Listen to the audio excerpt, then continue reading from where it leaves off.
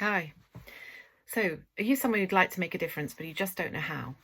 So, are you someone who's been looking after a child or a family member and thinking, I'd really love to be able to help, but I just don't know which way to turn. I don't know what to focus on and where to start first. Maybe you've tried going looking for help at services and seen the waiting lists are very long and that, services themselves seem pretty overwhelmed. And in that situation, it's easy to feel really frustrated or discouraged and feel like there's nothing you can do. And sometimes in that situation, you can feel very alone. But what if I told you that thinking around well-being for young people and adults is really changing?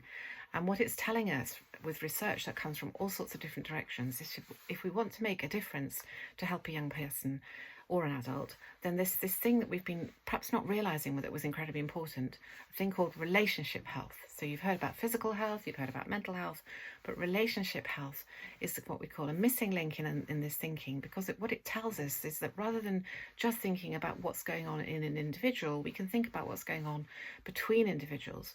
And when we understand that well-being emerges because of what's going on between individuals, then what that tells us is that there's some really useful and practical ideas that we can learn.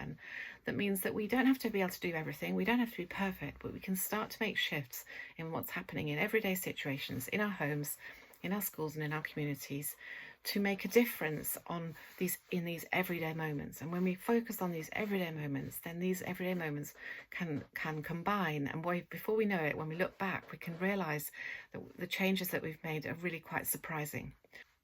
So if you'd like to learn more, there really is a lot to learn, and I would encourage you to speak to your school or speak to your GP and see if they might be interested in helping a whole community of people learn more about this issue, because together I believe we can make a difference.